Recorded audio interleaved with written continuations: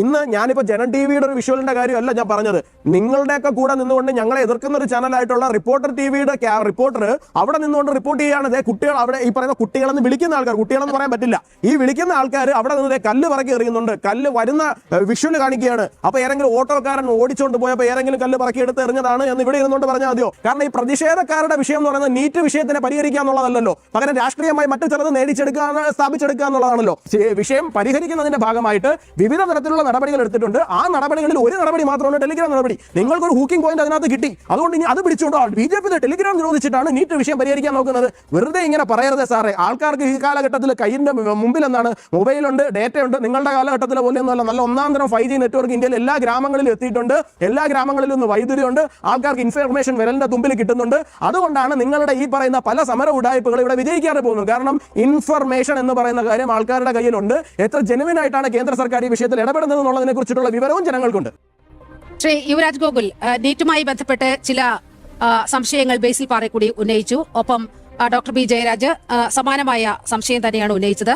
ഒപ്പം ഡോക്ടർ മോഹൻ വർഗീസ് ചില കാര്യങ്ങളിൽ വ്യക്തത ആവശ്യപ്പെടുകയും ചെയ്തു. താങ്കൾക്ക് മറുപടി പറയാം. തീർച്ചയായിട്ടും. ഒന്നാമത്തെ കാര്യം എന്ന് പറഞ്ഞു കഴിഞ്ഞാൽ, ഇപ്പോൾ നമ്മൾ ഈ പറയുന്ന പോലെ 12 കുട്ടികൾ ആത്മഹത്യ ചെയ്തോ 20 കുട്ടികൾ ആത്മഹത്യ ചെയ്തോ എന്നുള്ളതല്ല. ഒരു കുട്ടി ആത്മഹത്യ ചെയ്യേണ്ടി വരുന്ന ഒരു സാഹചര്യം ഉണ്ടായെങ്കിൽ പോലും നമ്മുടെ രാജ്യം തീർച്ചയായിട്ടും തലകുനിച്ച് നിന്ന് ആ വിഷയത്തിന് അത്രയും ആ ഒരു തരത്തിലുള്ള സമീപനം സ്വീകരിക്കേണ്ടതാണ് എന്നുള്ളതാണ് ഒരു പൊതുപ്രവർത്തകൻ, രാഷ്ട്രീയ പ്രവർത്തകൻ എന്നുള്ള നിലയിൽ ഞാൻ വിശ്വസിക്കുന്നത്. ഇവിടെ നീറ്റുമായി ബന്ധപ്പെട്ടിട്ടുണ്ടായിരിക്കുന്ന പ്രശ്നം എന്ന് പറയുന്നത് 2024 ആദ്യത്തെ ലീക്ക് ഉണ്ടാകുന്നത്. ആ ലീക്ക് എങ്ങനെയാണ് ഉണ്ടായിരിക്കുന്നത്? ഈ ലീക്ക് എന്ന് പറയാൻ കഴിയുമോ എന്നുള്ള കാര്യം നമ്മളിതിന് ശേഷം നമ്മൾ സംസാരിക്കേണ്ടുന്ന വിഷയമാണ്. 2024 ഹസാരിബാദ് ഒയാസിസ് എന്ന് പറയുന്ന ഒരു സ്കൂളിൽ, ആ സ്കൂളിൽ നടക്കേണ്ടുന്ന പരീക്ഷ. അപ്പോൾ അവിടുത്തെ SBIയിലേക്ക് വളരെ സുരക്ഷിതമായ സംവിധാനങ്ങളോടുകൂടി ഈ ക്വസ്റ്റ്യൻ പേപ്പർ എത്തുകയും ആ ക്വസ്റ്റ്യൻ പേപ്പർ SBIയിൽ നിന്ന് ഈ പറയുന്ന സ്കൂളിലേക്ക് എത്തുകയും ചെയ്യുന്നുണ്ട്. അവിടെ NTAയുടെ ജില്ലാ കോർഡിനേറ്റർ ആയിരുന്ന അദ്ദേഹത്തിന്റെ പേര് അഹ്സനുൽ ഹക്ക് എന്ന് പറയുന്ന ഒരു മനുഷ്യനാണ്. അവന്റെ സ്കൂളിന്റെ പ്രിൻസിപ്പാളായിരുന്നു. ആ സ്കൂളിന്റെ തന്നെ വൈസ് പ്രിൻസിപ്പാൾ. അതോടൊപ്പം തന്നെ പ്രകാശ്, അദ്ദേഹത്തിന്റെ പേരെന്തായിരുന്നു, പങ്കജ് കുമാർ എന്ന് പറയുന്ന ഒരു വ്യക്തി.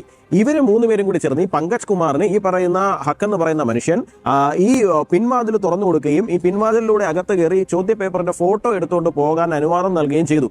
ഇവിടെ നടന്നിരിക്കുന്നത് ചോദ്യപേപ്പർ ചോർച്ച എന്ന് വിളിക്കുന്നതിനേക്കാളും ഒരു കള്ളം കയറി മോഷ്ടിക്കുക എന്ന് പറയുന്ന ഒരു സംഗതിയാണ് ഉണ്ടായിരിക്കുന്നത്. തീർച്ചയായിട്ടും അത് ഈ രാജ്യത്തിന്റെ സംവിധാനത്തിന് ഉണ്ടായിരിക്കുന്ന ഒരു വീഴ്ച തന്നെയാണ്. ഒരു സ്ഥലത്ത് ഒരു മോഷണം സംഭവിച്ചു കഴിഞ്ഞാൽ അവിടെ എല്ലാം പെർഫെക്റ്റ് ആയിരുന്നത് കൊണ്ടാണോ മോഷണം നടന്നു നമുക്ക് പറയാൻ സാധിക്കില്ലല്ലോ. അവിടെ ഒരു ലൂപ്പ് ഹോൾ ഉണ്ടായിരുന്നു. തീർച്ചയായിട്ടും ആ സ്കൂളിൽ NTAയുടെ ജില്ലാ കോർഡിനേറ്റർ ആയിരുന്ന മനുഷ്യൻ ഇത്തരത്തിലൊരു വൃത്തികേട് കാണിക്കുമെന്ന് ആരും പ്രതീക്ഷിച്ചിട്ടുണ്ടായിരുന്നില്ല. പക്ഷെ അതങ്ങനെ സംഭവിച്ചു. തീർച്ചയായിട്ടും അവിടെ ഒരു പ്രശ്നം ഉണ്ടായി. രണ്ടാമത്തത്, കഴിഞ്ഞ വർഷം ഉണ്ടായിരിക്കുന്ന ഒരു ചോദ്യപേപ്പർ ചോർച്ചയാണ്. അത് PV കുൽക്കർണി എന്ന് പറയുന്ന കെമിസ്ട്രി അധ്യാപകൻ. അദ്ദേഹം സ്വാഭാവികമായിട്ട് അദ്ദേഹം ഈ പറയുന്ന ക്വസ്റ്റ്യൻ പേപ്പർ ട്രാൻസ്ലേറ്റ് ചെയ്ത് മറാഠി ഭാഷയിലേക്ക് ട്രാൻസ്ലേറ്റ് ചെയ്യുന്ന കമ്മിറ്റിയിൽ ഉണ്ടായിരുന്ന ആളാണ്. ആ വ്യക്തി, അദ്ദേഹത്തിന് ഇതേപോലത്തെ ഒരു കോച്ചിങ് സെന്റർ ഉണ്ടായിരുന്നു. ആ കോച്ചിങ് സെന്ററിലെ കുട്ടികൾക്ക് കാശ് വാങ്ങിക്കൊണ്ട് ഈ പറയുന്ന ക്വസ്റ്റ്യൻ പേപ്പർ ലീക്ക് ചെയ്ത് കൊടുക്കുന്ന, അല്ലെങ്കിൽ ക്വസ്റ്റ്യൻ പേപ്പർ മോഷ്ടിച്ച് അവർക്ക് കൊണ്ട് കൊടുക്കുന്ന സാഹചര്യം ഉണ്ടായിട്ടുണ്ട്. അപ്പോൾ ഈ 2 സംഭവങ്ങളാണ് കഴിഞ്ഞ 2 വർഷങ്ങളിൽ ഇവിടെ സംഭവിച്ചിട്ടുള്ളത്. തീർച്ചയായിട്ടും ഈ പ്രശ്നങ്ങൾക്ക് പരിഹാരം കാണേണ്ടുന്നത് തന്നെയാണ്. ഈ പ്രശ്നങ്ങൾക്ക് പരിഹാരം കാണാൻ അല്ലാണ്ട് ഈ പറയുന്ന വിഷയത്തിനകത്ത് രാഷ്ട്രീയമായിട്ടോ അല്ലെങ്കിൽ മറ്റെന്തെങ്കിലും തരത്തിലുള്ള ഇടപെടലുകൾ ഉണ്ടായിട്ടില്ല. ഇപ്പോൾ നമ്മുടെ ഇവിടെ PSCയുമായി ബന്ധപ്പെട്ട് ഞാനത് പറയാൻ കാരണം, ഞാനത് CPM-നെതിരായിട്ട് ഒരു ആയുധമായിട്ട് പറയുന്നതോ അല്ലെങ്കിൽ മറ്റെന്തെങ്കിലും തരത്തിൽ രാഷ്ട്രീയമായിട്ടോ നിങ്ങൾ വ്യാഖ്യാനിക്കേണ്ടതില്ല.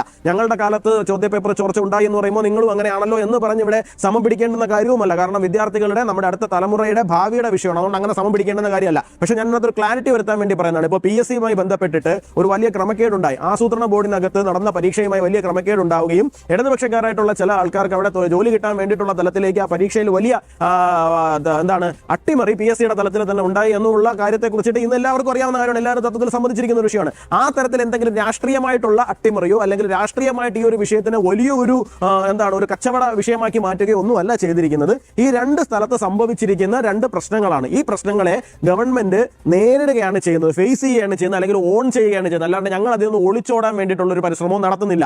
ഈ വിഷയത്തിനെ എങ്ങനെ പരിഹരിക്കും എന്നുള്ളതിനാണ് ഞങ്ങൾ കൂടുതൽ ഫോക്കസ് കൊടുത്തിരിക്കുന്നത്. ഡോക്ടർ K രാധാകൃഷ്ണൻ, മുൻ ISROയുടെ ചെയർമാനാണ്. അദ്ദേഹം അധ്യക്ഷനായിക്കൊണ്ട് ഒരു കമ്മിറ്റി രൂപീകരിക്കുകയും ആ കമ്മിറ്റി പറഞ്ഞിരിക്കുന്നതിന് അടിസ്ഥാനത്തിൽ short time, medium time, long time എന്നുള്ള തലത്തിൽ 3 തരത്തിൽ നീറ്റിനെ മൊത്തത്തിൽ റീവാമ്പിയൻ, സ്ട്രക്ചറൽ റീവാമ്പിങ്ങിന് വേണ്ടിയിട്ടുള്ള കാര്യങ്ങൾ ചെയ്തു കഴിഞ്ഞിട്ടുണ്ട്.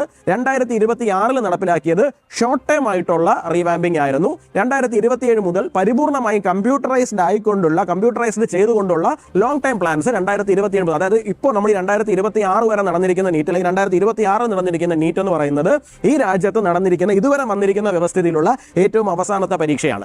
ഇനി മുതൽ 2027, അതിപ്പോൾ ചോദ്യപേപ്പർ 2026 ചോർന്നപ്പോൾ മാത്രം തീരുമാനം എടുത്ത കാര്യമല്ല, അതിന് മുമ്പ് തന്നെ തീരുമാനം എടുത്ത കാര്യമാണ്. പക്ഷേ അത് ലോങ് ടൈമിൽ നടപ്പിലാക്കേണ്ടത് കൊണ്ട് 2027 മുതൽ എന്ന് ആദ്യമേ തീരുമാനിച്ച കാര്യമാണ്. അപ്പോൾ 2026 ആ തരത്തിലാണ് ഇപ്പോൾ നമ്മൾ റീടെസ്റ്റ് വീണ്ടും നടത്തിയിട്ടുണ്ട്. നീറ്റ് ഫാൾസ് പ്രൂഫായിട്ട് നടന്നതെന്ന് തന്നെയാണ് ഞാൻ വിശ്വസിക്കുന്നത്. തീർച്ചയായിട്ടും ആ ഒരു തരത്തിലേക്ക് തന്നെയാണ് പോകുന്നത്. അല്ലാണ്ട് ഇവിടെ എന്താണ് ഞങ്ങൾ ഇതിനെ പരിപൂർണമായിട്ടും നിരാകരിച്ചുകൊണ്ട് എല്ലാവരുടെയും ആശങ്കകളെ തൃണവൽക്കരിച്ചുകൊണ്ട് അങ്ങനെയൊന്നും അല്ല എന്ന് പറഞ്ഞ് കൈകഴുകി പോകാൻ വേണ്ടിയിട്ടുള്ള ഒരു പരിശ്രമമല്ല നടത്തിയിരിക്കുന്നത്. പകരം ആ വിഷയത്തിനെ അഡ്രസ്സ് ചെയ്യാനുള്ള ഒരു പരിശ്രമമാണ് നമ്മുടെ ഭാഗത്തുനിന്ന് ഉണ്ടായിരിക്കുന്നതെന്നാണ് എനിക്ക് നീറ്റ് പരീക്ഷയുമായി ബന്ധപ്പെട്ടിട്ടുള്ള ഈ വിഷയത്തിനകത്ത് പറയാൻ വേണ്ടിയിട്ടുള്ളത്. തീർച്ചയായിട്ടും 140 കോടി ജനങ്ങളുള്ള ഒരു രാജ്യമാണ്. വിവിധ ഭാഷകളിൽ പരീക്ഷ നടത്തേണ്ടതുണ്ട്. അത്രയും വലിയ ട്രാൻസ്ലേഷൻസ് എല്ലാ ഭാഷകളിലേക്കും ഈ ക്വസ്റ്റ്യൻ പേപ്പറുമായിട്ട് ബന്ധപ്പെട്ടിട്ട് നടക്കേണ്ടതുണ്ട്. അത്രയധികം ഹ്യൂമൻ ഇന്റർഫറൻസസ് ഇന്റർവെൻഷൻ ഇതിനകത്ത് ഉണ്ടാകേണ്ടതുണ്ട്. Human intervention ഉണ്ടാകേണ്ടതുണ്ട്.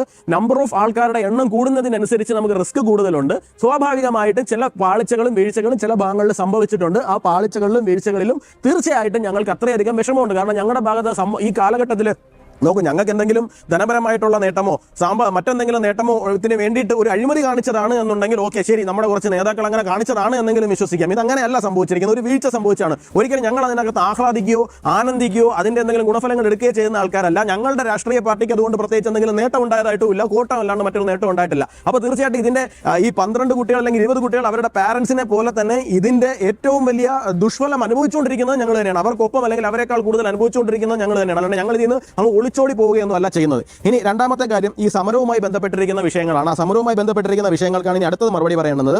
ശ്രീ ബേസിൽ അദ്ദേഹം പറയുന്നുണ്ടായിരുന്നു 2011 അണ്ണാ ഹസാരയുടെ സമരങ്ങളുമൊക്കെ ആയിട്ട് ബന്ധപ്പെട്ടിട്ടാണ് അദ്ദേഹം ഇപ്പോൾ പറയുന്നത്. 2011 അണ്ണാ ഹസാരയുടെ സമരത്തിന് കോൺഗ്രസ് അനുവാദം നൽകിയിരുന്നോ എന്നുള്ളതാണ് ആദ്യത്തെ ചോദ്യം. നൽകിയിരുന്നില്ല.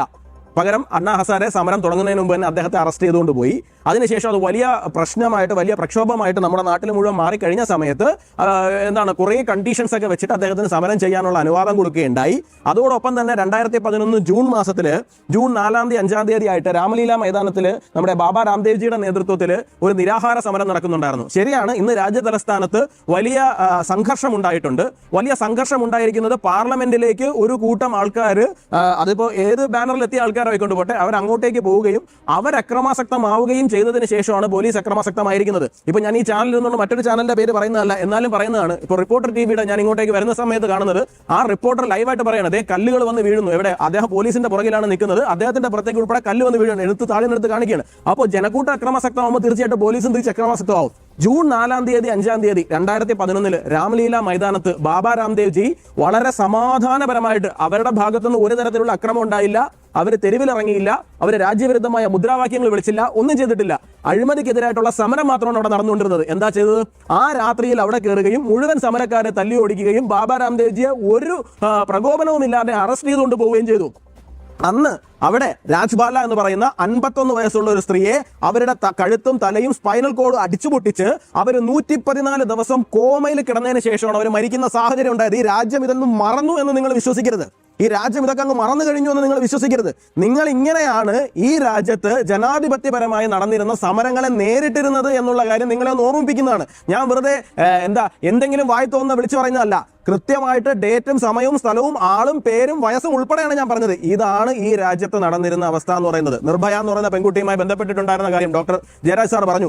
എന്താ ആ സമയത്ത് എങ്ങനെയാണ് നമ്മുടെ സർക്കാർ ആ സമരത്തിനെ നേരിടാൻ വേണ്ടിയിട്ട് തയ്യാറായത് എന്നൊന്ന് ഓർത്തു നോക്കാമോ? പാർലമെന്റിൽ അണ്ണാ ഹസാരയുടെ സമരത്തെ കുറിച്ചിട്ട് രാഹുൽ ഗാന്ധി എന്താ പറഞ്ഞത്? അങ്ങനെ കുറെ ആൾക്കാർക്ക് വന്നിട്ട് ഞങ്ങളെ ഭീഷണിപ്പെടുത്തി ഇതൊന്നും ചെയ്യിക്കാൻ സാധിക്കില്ല എന്നുള്ളതായിരുന്നു രാഹുൽ ഗാന്ധിയുടെ തന്നെ നേരിട്ടുള്ള നിലപാട് എന്ന് പറയുന്നത്. അപ്പൊ നിങ്ങളുടെ കാലഘട്ടത്തിൽ നിങ്ങൾ ചെയ്തിരുന്ന കാര്യങ്ങൾ, സമരങ്ങളോടുണ്ടായിരുന്ന നിങ്ങളുടെ സമീപനം എന്ന് പറയുന്നത് ഇതായിരുന്നു. ഇനി അങ്ങ് പറഞ്ഞ മറ്റൊരു കാര്യം, ആ കാര്യത്തിന് കൂടി മറുപടി പറയണമല്ലോ. അങ്ങ് എന്താ പറഞ്ഞത്? ചോദ്യപേപ്പർ ചോർച്ച കഴിഞ്ഞ 10 വർഷത്തിനടുത്ത് എത്രയുണ്ടായി? ഞാൻ നിങ്ങളുടെ കാലത്തുണ്ടായിരുന്ന, ഞാൻ ആദ്യമേ പറഞ്ഞു ഈ സമാസം, ഞാൻ അതാണ് ആദ്യത്തെ റൗണ്ടിൽ അതിലേക്കൊന്നും പോകാതിരുന്നത്. കാരണം എന്ന് വെച്ച് കഴിഞ്ഞാൽ അങ്ങനെ സമാസമം പിടിക്കുന്നത് ശരിയായിട്ടുള്ള കാര്യമല്ല എന്നുള്ളതുകൊണ്ടാണ്. എന്നാലും ഞാൻ അങ്ങയുടെ അറിവിലേക്ക് വേണ്ടിയിട്ട് കുറച്ച് പറഞ്ഞുതരാം. 2006 CBSE ക്ലാസ് 12ാം ക്ലാസ് അക്കൗണ്ടൻസി പേപ്പർ ലീക്കായി. ആരാണ് മന്ത്രി? പ്രധാനമന്ത്രി ആയിരുന്നത് മൻമോഹൻ സിംഗ് ആണ്. 2007 all India engineering entrance examination paper ലീക്കായി. Pre medical test paper leak 2008. ഇതെല്ലാം നിങ്ങളുടെ കാലഘട്ടത്തിൽ മാത്രമല്ല, ഇടതുപക്ഷം നിങ്ങൾക്ക് പിന്തുണ തന്നിരുന്ന കാലഘട്ടത്തിലും കൂടെയാണ് എന്നുള്ള കാര്യം നിങ്ങൾ ഓർക്കണം. AIIMS entrance exam paper leak 2012. അതിന് കോൺഗ്രസ് മാത്രമാണ് ഉത്തരവാദി. അതിനകത്ത് ഇടതുപക്ഷത്തിന് നമുക്ക് കൊണ്ടുവരാനേ സാധിക്കില്ല. CBSE 10ാം ക്ലാസ്സും 12ാം ക്ലാസ്സിലെയും പേപ്പർ ലീക്ക് 2014 മെയ് 2014 അതിനും അതായത് എന്താണ് നരേന്ദ്രമോദി അധികാരത്തിൽ വരുന്നതിന് മുമ്പാണ് സംഭവിച്ചിരിക്കുന്നത്. Maharashtra HSC exam paper leak 2013 chief minister ആരായിരുന്നു? പൃഥ്വിരാജ് ചൗഹാൻ ആയിരുന്നു. ഇങ്ങനെ നിങ്ങളുടെ കാലഘട്ടത്തിൽ ഏറ്റവും കുറഞ്ഞത് ഞാൻ പറയുന്നത് ചെറിയ ചെറിയ കാര്യങ്ങളൊന്നുമല്ല, ഇത്രയും മേജർ ആയിട്ടുള്ള 10ഉം 14ഉം ഓൾ ഇന്ത്യ എയിംസ് ടെസ്റ്റ് വരെ ഇവിടെ ലീക്ക് ആകുന്ന സാഹചര്യങ്ങൾ നിങ്ങളുടെ കാലഘട്ടത്തിൽ ഇവിടെ ഉണ്ടായിരുന്നു. അപ്പൊ അതെല്ലാം കൂടി അങ്ങ് മറച്ചു വെച്ചിട്ട് ഞങ്ങളുടെ കാലത്ത് ഇവിടെ എല്ലാം ശരിയായിരുന്നു, നരേന്ദ്രമോദി സർക്കാർ വന്നതിന് ശേഷം 2024 26 നീറ്റ് എക്സാമിനകത്ത് ചോർച്ച ഉണ്ടായി, അതെന്തോ ഞങ്ങൾക്കെന്തോ ലാഭം കിട്ടാനാണ് എന്നുള്ള നിലയിൽ അവതരിപ്പിക്കുന്നത് അത്ര ശരിയായിട്ടുള്ള ഏർപ്പാടല്ല. ഇങ്ങനൊരു സംഭവം ഉണ്ടായിട്ടുണ്ട് എന്നുണ്ടെങ്കിൽ തീർച്ചയായിട്ടും അത് ദൗർഭാഗ്യകരമായിട്ടുള്ള വിഷയമാണ്. ആ ദൗർഭാഗ്യകരമായിട്ടുള്ള വിഷയത്തിനെ അതിൻ്റെതായ മെറിറ്റിൽ തന്നെ ഗവൺമെന്റ് നേരിടുന്നുണ്ട്. അതുകൊണ്ടാണ് അത്രയും ഹൈ പ്രൊഫൈലിൽ ഉണ്ടായിരുന്ന ഒരാൾ, മുൻ ISRO ചെയർമാനായിരുന്ന ശ്രീ രാധാകൃഷ്ണൻ സാറിനെ തന്നെ കൊണ്ടുവന്ന് ആ കമ്മിറ്റിയുടെ ഹെഡാക്കി വെച്ചിട്ട് ഇതിനെ എങ്ങനെ ഫുൾ പ്രൂഫ് ആക്കിയിട്ട് അല്ലെങ്കിൽ ഫാൾസ് പ്രൂഫ് ആക്കിയിട്ട് നടത്തണം എന്നുള്ള തരത്തിൽ ഒരു സ്റ്റഡി നടത്തുകയും അതിനനുസരിച്ചിട്ടുള്ള സ്ട്രക്ചറൽ റീവാമ്പിങ്ങിലേക്ക് ഈ സർക്കാർ കടക്കുകയും ചെയ്യുന്നത്. തീർച്ചയായിട്ടും ഈ ബുദ്ധിമുട്ടുകൾ ഉണ്ടായിട്ടുണ്ട്. ഞാൻ വീണ്ടും ആവർത്തിക്കുകയാണ്, ഒരിക്കൽ കൂടി അത് ആവർത്തിച്ചുകൊണ്ട് ഞാൻ നിർത്തുകയാണ്. ആ ബുദ്ധിമുട്ടുകൾ ഉണ്ടായതിന് ആ വിദ്യാർത്ഥികളോട്, വിദ്യാർത്ഥി സമൂഹത്തോട്, രക്ഷിതാക്കളോട് ഞങ്ങൾ എന്നും ക്ഷമ ചോദിക്കുകയും ചെയ്യുന്നുണ്ട്. എന്ത് വാസ്തവിരുദ്ധം പറഞ്ഞേ? പട്ടിയെ തല്ലുപോലെ തല്ലി ചതച്ചു. എന്ത് വാസ്തവിരുദ്ധം? പട്ടിയെ തല്ലുപോലെ തല്ലി ചതച്ചു. എന്ത് വാസ്തവിരുദ്ധത്തിലൂടെ? അവിടെ അവിടെ വന്നിരുന്ന വണ്ടിയിൽ കല്ലുണ്ടായിരുന്നത്രേ, റോട്ടിൽ കിടത്ര വണ്ടി പോകും. സാമാന്യ ബോധമില്ലേ നമുക്ക് എല്ലാവർക്കും? ഉള്ളിന്റെ ഉള്ളിൽ പൊളിറ്റിക്കലായിട്ട് എല്ലാവരുടെ ഉള്ളിനുള്ളിൽ എല്ലാ മനുഷ്യരും പൊളിറ്റിക്കലാണ്. പക്ഷെ പൊളിറ്റിക്കലാണെന്ന് വെച്ചുകൊണ്ട് യാഥാർത്ഥ്യമായിട്ടുള്ള റിയാലിറ്റിയെ മറന്നുകൊണ്ട് പൊളിറ്റിക്സ് പറയരുത്. നിങ്ങൾ പറയുക ഒരു സമരത്തിൽ അവിടെ കല്ലുകളുണ്ടായിരുന്നു, ഒരു വണ്ടി കല്ലുകളുണ്ടായിരുന്നു, അതിൽ പറയുന്ന ആ വണ്ടി എന്താ? ടോറസ് വണ്ടി, കല്ല് പോകുന്ന വണ്ടിയിൽ കല്ലല്ലാതെ പിന്നെ മാങ്ങ കയറ്റി വെക്കാൻ പറ്റുമോ? അപ്പൊ വണ്ടിയിൽ കല്ലുണ്ടായിരുന്നു. അപ്പൊ അതുപോലെ തന്നെ അവിടെ ഓട്ടോറിക്ഷകളുണ്ടായിരുന്നു, ആ ഓട്ടോറിക്ഷകളുടെ പെട്രോൾ കത്തിക്കാൻ കൊണ്ടുവന്നായിരുന്നു. അതുകൊണ്ടാണ് കേരളത്തിൽ നിന്നും ജനങ്ങൾക്ക് വേണ്ടി ജനങ്ങളാൽ തെരഞ്ഞെടുക്കപ്പെട്ട ആലപ്പുഴയുടെ MP ശ്രീ KC വേണുഗോപാൽ ഉൾപ്പെടെ ആ സമര പന്തലിൽ ചെന്നത്. എന്തുകൊണ്ടാണ് ചെന്നത്? രാഷ്ട്രീയപരമായിട്ടുള്ള ഈ പറയുന്ന ആശയം അവിടെ ആശയം നടത്താൻ വേണ്ടിയിട്ടല്ല ചെന്നത്. ആ നടത്തുന്ന സമരത്തിന്റെ എന്ന് പറയുക സീരിയസ്നെസ് ഉൾക്കൊണ്ടുകൊണ്ടാണ് അദ്ദേഹം ഉൾപ്പെടെ സമരപന്തലിൽ ചെന്നത്, ഐക്യദാർഢ്യം പ്രഖ്യാപിച്ചത്. അദ്ദേഹവും KSU മിക്കും പ്രസിഡന്റ് വളർന്നു വന്നാളാ. അങ്ങനെയുള്ളവർക്ക് അതിന്റെ വികാരം പറഞ്ഞാൽ മനസ്സിലാവുള്ളൂ. അല്ല ശ്രീ ബേസിൽ, അങ്ങ് പറയുന്ന അനുസരിച്ചിട്ട് അങ്ങ് വഹിക്കുന്ന എന്ത് സ്ട്രക്ചറൽ റീവാമ്പിംഗ് ആണ് നടന്നത് എന്നാണ് അങ്ങ് ചോദിക്കുന്നത്. വെറുതെ ഗൂഗിളിൽ എടുത്തിട്ട് രാധാകൃഷ്ണൻ സാറ് അധ്യക്ഷനായിട്ടുള്ള കമ്മിറ്റി റീവാമ്പിങ്ങിനെ കുറിച്ചിട്ട് എന്തൊക്കെയാണ് പറഞ്ഞിരിക്കുന്നത്, അതിൽ എന്തൊക്കെ നടപ്പിലാക്കി കഴിഞ്ഞു, 2027 മുതൽ അത് നടപ്പിലാക്കുകയാണ്. ലോങ് ടൈം ആയിട്ടുള്ള സാധനം 2024-25 കഴിഞ്ഞ സ്റ്റഡി 2027 മുതൽ നടപ്പിലാക്കുകയാണ്. അദ്ദേഹം കൊടുത്തിരിക്കുന്ന അല്ലെങ്കിൽ ആ ടീം ഫോർമുലേറ്റ് ചെയ്തിരിക്കുന്ന മുഴുവൻ കാര്യങ്ങളുടെയും ഷോർട്ട് ടൈമിലുള്ള കാര്യങ്ങൾ 2026 ഇതിനോടൊക്കെ നടപ്പിലാക്കി കഴിഞ്ഞു. ഇനി 2027 മുതൽ ലോങ് ടൈം മുതലുള്ളത് നടപ്പിലാക്കുകയാണ്. അപ്പൊ അവിടെ ഇരുന്നുകൊണ്ട് ഇതിനെക്കുറിച്ച് യാതൊരു വക പഠിക്കാതെ ഇരുന്നുകൊണ്ട് എന്ത് ചുമ്മാ എന്തെങ്കിലും നമ്മൾ ഈ ചന്തയിൽ നിന്നിട്ട് മത്തി കച്ചവടം ചെയ്യുന്നത് പോലെ വന്നിരുന്നിട്ട് ഒരു ഇത്രയും സീരിയസ് ആയിട്ടുള്ള ഒരു വിഷയത്തിൽ അങ്ങ് തന്നെ പറയുന്നത് സീരിയസ് ആയിട്ടുള്ള വിഷയമാണെന്നുള്ളത്. അങ്ങ് ഇവിടെ ഇരുന്ന് കോലാഹലം നടത്തിയപ്പോൾ ഒരു അക്ഷരം ഞാൻ മിണ്ടിയിട്ടില്ല. അങ്ങ് ഇവിടെ നിന്ന് കോലാഹലം നടത്തിയപ്പോൾ ഞാൻ ഒരു അക്ഷരം മിണ്ടിയിട്ടില്ല. അങ്ങയുടെ കോലാഹലം മുഴുവൻ കേട്ടുകൊണ്ടിരിക്കുകയായിരുന്നു. തിരിച്ച് എന്റെ സമയത്ത് ഞാൻ മറുപടി പറയുന്നതാണ്. അങ്ങ് ദയവ് ചെയ്ത് കേൾക്കാനുള്ള ക്ഷമ കാണിക്കുക. ഞാൻ ചോദിച്ചത് അങ്ങ് എന്താണ് ഈ വിഷയത്തിനകത്ത് കോൺക്രീറ്റ് ആയിട്ടുള്ള ഒരു കാര്യം പറഞ്ഞിരിക്കുന്നത് എന്നുള്ള കാര്യത്തെ കുറിച്ച് എനിക്ക് ഇപ്പോഴും മനസ്സിലാവുന്നില്ല. ഇന്ന് ഞാനിപ്പോ ജനം TVയുടെ ഒരു വിഷ്വലിന്റെ കാര്യമല്ല ഞാൻ പറഞ്ഞത്. നിങ്ങളുടെയൊക്കെ കൂടെ നിന്നുകൊണ്ട് ഞങ്ങളെ എതിർക്കുന്ന ഒരു ചാനലായിട്ടുള്ള റിപ്പോർട്ടർ TVയുടെ റിപ്പോർട്ടർ അവിടെ നിന്നുകൊണ്ട് റിപ്പോർട്ട് ചെയ്യുകയാണ്. കുട്ടികൾ അവിടെ ഈ പറയുന്ന കുട്ടികളെന്ന് വിളിക്കുന്ന ആൾക്കാർ, കുട്ടികളെന്ന് പറയാൻ പറ്റില്ല, ഈ വിളിക്കുന്ന ആൾക്കാർ അവിടെ നിന്ന് കല്ല് പറക്കി എറിയുന്നുണ്ട്, കല്ല് വരുന്ന വിഷ്വൽ കാണിക്കുകയാണ്. അപ്പൊ ഏതെങ്കിലും ഓട്ടോക്കാരൻ ഓടിച്ചുകൊണ്ട് പോയപ്പോൾ ഏതെങ്കിലും കല്ല് പറക്കി എടുത്ത് എറിഞ്ഞതാണ് എന്ന് ഇവിടെ ഇരുന്നുകൊണ്ട് പറഞ്ഞാൽ മതിയോ? ഇവിടെ ആൾക്കാരെ കണ്ടുകൊണ്ടിരിക്കുന്ന ഒരു വിഷയത്തെയല്ല ഞാൻ അവതരിപ്പിച്ചത്. ഇനി ഞാൻ ചോദിച്ച ചോദ്യത്തിന് അങ്ങേക്ക് ഇപ്പോഴും മറുപടിയില്ല. ഇവിടെ ഈ പറയുന്ന പാർലമെന്റിലേക്ക് മാർച്ച് നടത്തുമ്പോൾ സ്വാഭാവികമായിട്ട് മാർച്ച് തടയണമെന്ന ഉത്തരവാദിത്വം അവിടുത്തെ സെക്യൂരിറ്റി ഫോഴ്സസിനുണ്ട്.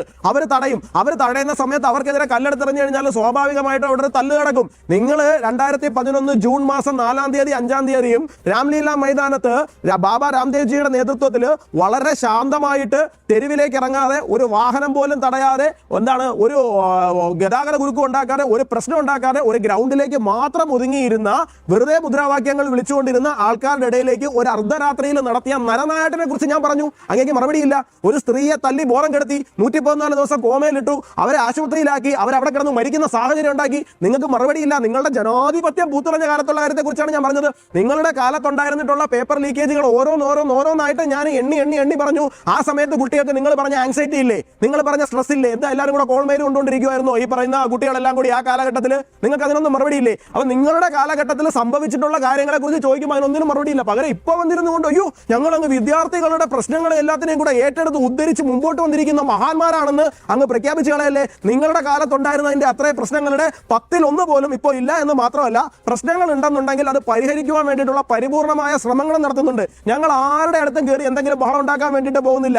ഈ പറയുന്ന സോനം വാങ്ചുക്കിന്റെ വിഷയത്തിൽ അങ്ങ് പറഞ്ഞു, എനിക്ക് ആദ്യത്തെ ടൈമിൽ മറുപടി പറയാൻ പറ്റിയില്ല, അതുകൊണ്ട് ഇപ്പൊ പറയുന്നതാണ്. അങ്ങ് പറഞ്ഞിരുന്ന ഒരു കാര്യം ഉണ്ടെന്നാണ്, സോനം വാങ്ചുക്കിനെ വെള്ളത്തുണിയിൽ പൊതിഞ്ഞ് അറസ്റ്റ് ചെയ്തുകൊണ്ട് പോയി. ഞങ്ങൾക്കറിയാം, ഞങ്ങൾ ആദ്യമേ കയറിയിട്ട് അദ്ദേഹത്തിന്റെ വിഷയത്തിനകത്ത് ഇടപെട്ട് കഴിഞ്ഞാൽ ഈ പറയുന്ന പോലെ പ്രശ്നം ഉണ്ടാക്കുമെന്നും നേരത്തെ രാംലീല മൈതാനത്ത് സംഭവിച്ചതിന്റെ ഒരു ബാക്കി പത്രം അവിടെ സംഭവിക്കേണ്ടി വരുമെന്ന് ഞങ്ങൾക്ക് യാതൊരു പ്രശ്നവുമില്ല. ഞങ്ങൾ ഈ വിഷയത്തെ പരിഹരിക്കുവാൻ വേണ്ടി ശ്രമിച്ചിട്ടുണ്ടെന്നുള്ള പരിപൂർണമായ ബോധ്യം ഞങ്ങൾക്ക് ഫാക്ച്വലി ഉള്ളത് കൊണ്ട് ആ ഫാക്ട് ജനങ്ങളുടെ മുമ്പിൽ പ്രസന്റ് ചെയ്യാന്നുള്ളത് കൊണ്ട് ഞങ്ങൾ വളരെ കൂളായിട്ട് തന്നെയാണ് ആ വിഷയത്തിനെ ഹാൻഡിൽ ചെയ്യുന്നത്. കാരണം ഈ പ്രതിഷേധക്കാരുടെ വിഷയം എന്ന് പറയുന്നത് നീറ്റ് വിഷയത്തിനെ പരിഹരിക്കുക എന്നുള്ളതല്ലോ, പകരം രാഷ്ട്രീയമായി മറ്റു ചിലത് നേടിച്ചെടുക്കുക സ്ഥാപിച്ചെടുക്കുക എന്നുള്ളതാണല്ലോ. അപ്പോൾ ഹൈക്കോടതിയുടെ ഓർഡർ വന്നു, എന്താണ്, സോനം വാങ്ചുക്കിന്റെ ആരോഗ്യനില കൃത്യമായി പരിശോധിക്കപ്പെടണം, ആരോഗ്യനില മോശമാകുകയാണെന്നുണ്ടെങ്കിൽ ആശുപത്രിയിലേക്ക് മാറ്റണം എന്നുള്ള ഹൈക്കോടതി ഉത്തരവിന്റെ അടിസ്ഥാനത്തിൽ മാത്രം അദ്ദേഹത്തെ അറസ്റ്റ് ചെയ്തു, അല്ലെങ്കിൽ അദ്ദേഹത്തെ അവിടെ നിന്ന് മാറ്റി ആശുപത്രിയിലേക്ക് മാറ്റുന്ന സാഹചര്യം ഉണ്ടാക്കി. ഹൈക്കോടതി വളരെ കൃത്യമായിട്ട് തന്നെ പറഞ്ഞിട്ടുണ്ട്, ആർബിട്രറി അല്ല ചെയ്തിരിക്കുന്നത്, സിറ്റുവേഷൻ ഡിമാൻഡ് ചെയ്തുകൊണ്ടും അദ്ദേഹത്തിന്റെ ആരോഗ്യനില മോശമാകുന്നത് കൊണ്ടുമാണ് ചെയ്യേണ്ടി വന്നിരിക്കുന്നതെന്ന് ഹൈക്കോടതി നിരീക്ഷണത്തിൽ തന്നെയാണ് അവിടെ കാര്യങ്ങൾ നടക്കുന്നതിനെ കുറിച്ചിട്ട് ഹൈക്കോടതി തന്നെ പറഞ്ഞിട്ടുണ്ട്.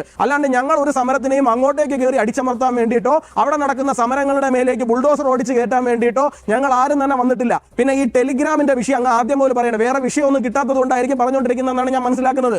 ഒരു ഡോക്ടർ നമുക്കൊരു മരുന്ന് എഴുതി തരികയാണ്, എന്താണ്, ഒരു മരുന്ന്, ഈ ഗുളിക വെള്ളത്തിനോടൊപ്പം കഴിക്കാൻ പറഞ്ഞാൽ ആ ഡോക്ടറിനെ വെള്ളം കുടിക്കാൻ പറഞ്ഞു, അസുഖം മാറാൻ വെള്ളം കുടിക്കാനാണ് ഞങ്ങൾക്ക് അങ്ങ് കുടിച്ചാൽ മതിയായിരുന്നല്ലോ എന്ന് പറയലല്ല. ടെലിഗ്രാമിന്റെ വിഷയം എന്താ പറഞ്ഞിരിക്കുന്നത്, ടെലിഗ്രാമിലൂടെ ഈ പറയുന്ന മാഫിയ ഇവിടെ വർക്ക് ചെയ്യുന്ന ഒരു ശൈലിയുണ്ട്.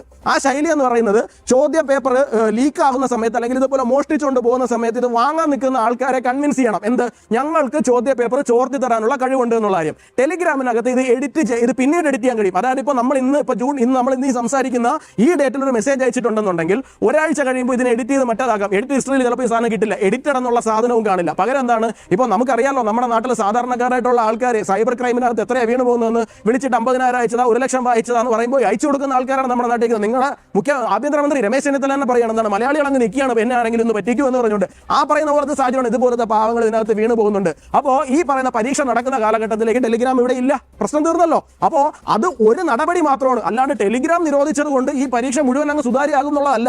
ഈ വിഷയം പരിഹരിക്കുന്നതിന്റെ ഭാഗമായിട്ട് വിവിധ തരത്തിലുള്ള നടപടികൾ എടുത്തിട്ടുണ്ട്. ആ നടപടികളിൽ ഒരു നടപടി മാത്രമാണ് ടെലിഗ്രാം നടപടി.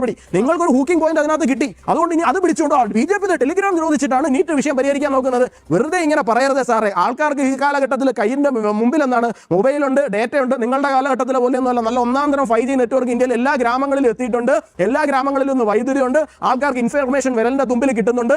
അതുകൊണ്ടാണ് നിങ്ങളുടെ ഈ പറയുന്ന പല സമര ഉടായ്പകൾ ഇവിടെ വിജയിക്കാതെ പോകുന്നത്. കാരണം ഇൻഫർമേഷൻ എന്ന് പറയുന്ന കാര്യം ആൾക്കാരുടെ കയ്യിലുണ്ട്. എത്ര ജെനുവിൻ ആയിട്ടാണ് കേന്ദ്ര സർക്കാർ ഈ വിഷയത്തിൽ ഇടപെടുന്നത് എന്നുള്ളതിനെ കുറിച്ചിട്ടുള്ള വിവരവും ജനങ്ങൾക്കുണ്ട്. അല്ലാതെ എല്ലാം എപ്പോഴും ഒരു അപരത്വം, ഒരു ശത്രുത്വം, അല്ലെങ്കിൽ അകത്ത ശത്രുക്കൾ, പുറത്തെ ശത്രുക്കൾ, എന്തിനാണ് ഒരു ഇഷ്യൂവിനെ ആ ഇഷ്യൂ ആയിട്ട് കണ്ടാൽ പോരെ? അവർ ഉന്നയിക്കുന്ന പ്രശ്നങ്ങൾ എന്താണ്? ഇതിനകത്ത് ഈ ഡോക്ടർ രാധാകൃഷ്ണൻ പറഞ്ഞിട്ടുള്ള 2 കാര്യങ്ങൾ മാത്രമാണ് ഇതുവരെ നടപ്പിലാക്കിയിട്ടുള്ളത്. ഒന്ന്, AI ബേസ്ഡ് ആയിട്ടുള്ള ക്യാമറ, CCTV ക്യാമറ 5248 കേന്ദ്രങ്ങളിൽ വെച്ചു. രണ്ടാമത്, ആധാർ കാർഡ് ബയോമെട്രിക് വെരിഫിക്കേഷൻ വേണ്ടി ആധാർ കാർഡ് സ്ട്രിക്റ്റ് ആക്കി. ഈ 2 സാധനമാണ് ആകെപ്പാട് ഇതുവരെ ചെയ്തിരിക്കുന്നത്. അദ്ദേഹം പറഞ്ഞ കാര്യം 2 കാര്യങ്ങളെ നടപ്പിലാക്കിയിട്ടുള്ളൂ. AI ബേസ്ഡ് ഒരു ക്യാമറ വെച്ചു, പിന്നെന്താ അദ്ദേഹം പറഞ്ഞത്, CCTV ക്യാമറ വെച്ചു. ഇത് മാത്രമാണ് നടത്തിയതെന്നാണ് അദ്ദേഹം പറഞ്ഞത്. സാർ അങ്ങനെയല്ല, അതിനകത്ത് ഈ ഇംപ്ലിമെന്റ് ചെയ്തിട്ടുള്ള ഷോർട്ട് ടൈം മെഷേഴ്സ് എന്ന് പറയുന്നത്, ഒന്ന് സ്റ്റേറ്റ് മെഷീനറി ഇൻവോൾവ്മെന്റ് എന്ന് പറയുന്നത് 100% ഇന്റഗ്രേഷൻ ഓഫ് സ്റ്റേറ്റ് ഗവൺമെന്റിന്റെയും ഡിസ്ട്രിക്ട് അഡ്മിനിസ്ട്രേഷനകത്താണ്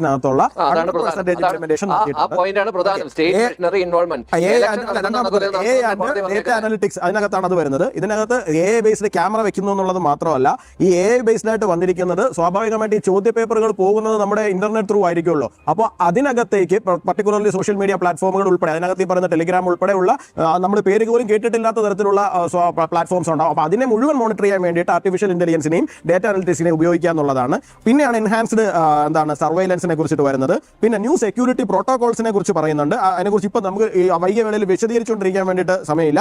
പിന്നെ കണ്ടിന്യൂസ് മോണിറ്ററിംഗിനെ കുറിച്ചിട്ടും പറയുന്നുണ്ട്. അപ്പോൾ ഇത്രയും കാര്യങ്ങളാണ് ഷോർട്ട് ടൈമിൽ നടപ്പിലാക്കിയിരിക്കുന്നത്. കാരണം ഓൾറെഡി ഓടിക്കൊണ്ടിരിക്കുന്ന ഒരു സിസ്റ്റമാണ്. ആ സിസ്റ്റത്തിനെ കുറച്ചുകൂടി സ്ട്രെങ്തൻ ചെയ്യാൻ വേണ്ടിയിട്ടാണ് ഈ ഷോർട്ട് ടൈം കാര്യങ്ങൾ പറഞ്ഞിരിക്കുന്നത്. നിലവിൽ അതേ ചെയ്യാൻ കഴിയുള്ളൂ. 2027 മുതൽ കംപ്ലീറ്റ്ലി കമ്പ്യൂട്ടറൈസ്ഡ് ആയിട്ടുള്ള ഒരു സിസ്റ്റം ആയിരിക്കും വരാൻ പോകുന്നത്. അതാണ് ലോങ് ടൈം എന്ന് പറയുന്നത്. ആ കാര്യം 2027 മുതൽ ഇംപ്ലിമെന്റ് ആയി തുടങ്ങുകയാണ്. അപ്പോൾ ഇവരിപ്പോൾ സമരം ചെയ്യുന്ന എന്തിനാണ്? നീറ്റ് എക്സാമിലെ ക്രമക്കേടുകൾ മാറ്റണമെന്നാണ്. അത് കഴിഞ്ഞു. It's A closed chapter. 2026 വരെ ഇതുവരെ നടത്തിക്കൊണ്ടിരുന്ന മോഡൽ നിർന്നു. 2027 മുതൽ ഓൾറെഡി പുതിയതാണെന്നുള്ള ഈ എക്സാം നടക്കുന്നതിന് മുമ്പ് തന്നെ പ്രഖ്യാപിക്കപ്പെട്ട കാര്യമാണ്. അപ്പോൾ തീർച്ചയായിട്ടും അവർക്ക് പ്രതിഷേധിക്കാം. ഈ പറയുന്ന ഗവൺമെന്റിന് ഈ ഉണ്ടായിരിക്കുന്ന വീഴ്ചയെ കുറിച്ച് വിമർശിക്കാം. എന്തെല്ലാം ചെയ്യാവുന്നതാണ്, അല്ലാതൊന്നും ഞാൻ എനിക്ക് അഭിപ്രായമില്ല. രണ്ടാമത്തെ കാര്യം, നീലിമ ചോദിച്ച കാര്യം, ഇതിന്റെ ഭാവി എന്താണെന്നുള്ള കാര്യവും. പിന്നെ അദ്ദേഹം പറഞ്ഞൊരു കാര്യം, ഇതിനകത്ത് എന്താ വിഷയം എന്ന് പറഞ്ഞു കഴിഞ്ഞാൽ, ഓക്കെ, നിങ്ങൾ നീറ്റ് എക്സാം വിഷയവുമായി ബന്ധപ്പെട്ടിട്ട് ഈ വിഷയത്തിനകത്ത് ഇവർ എന്തുകൊണ്ടാണ് അവിടെ മുദ്രാവാക്യം ഉയർത്താത്തത്? പകരം അവിടെ ആസാദി മുദ്രാവാക്യം ഉയർത്തുകയാണ്, ആർട്ടിക്കിൾ 370 സംസാരിക്കുകയാണ്, അല്ലെ, ചിക്കൻ നെക്ക് കട്ട് ചെയ്യുന്നതിനെ കുറിച്ചിട്ട് വീണ്ടും അവിടെ മുദ്രാവാക്യങ്ങൾ ഉയരുകയാണ്, ഉമർ ഖാലിദിന് വേണ്ടിയിട്ട് സംസാരിക്കുകയാണ്. അപ്പോൾ ഇത്തരം വിഷയങ്ങൾക്കാണ് അവിടെ കൂടുതൽ പ്രാധാന്യം നൽകുന്നത്. നീറ്റ് എക്സാമിനെ കുറിച്ച് ഇവർ ചർച്ച ചെയ്യുന്നില്ല. അവിടെ നിങ്ങൾ ആ ഇരിക്കുന്ന സമര പന്തലിരിക്കുന്ന എത്ര പേര് നീറ്റ് എക്സാം വിഷയവുമായി ബന്ധപ്പെട്ടിട്ട് സംസാരിക്കുന്നതോ അതുമായി ബന്ധപ്പെട്ടിട്ടുള്ള മുദ്രാവാക്യങ്ങൾ ഉയർത്തുന്നു നിങ്ങൾ കേട്ടു? അവർക്കറിയാം ഈ വിഷയം പരിഹരിക്കപ്പെട്ട് കഴിഞ്ഞു എന്നുള്ള കാര്യത്തെ കുറിച്ച് അവർക്ക് ബോധ്യമുണ്ട്. അപ്പൊ അവർക്ക് അത് വേണ്ട. പകരം ഈ ഒരു വിഷയത്തിന്റെ പുറത്തൊരു പുകമുറ ഉണ്ടാക്കിയിട്ട് ആ പുകമുറ വെച്ചുകൊണ്ട് ഒരു വലിയ മറ്റൊരു വിഷയത്തിലേക്ക് ഇതിനെ വഴിതിരിച്ചു വിടുന്നതാണ്.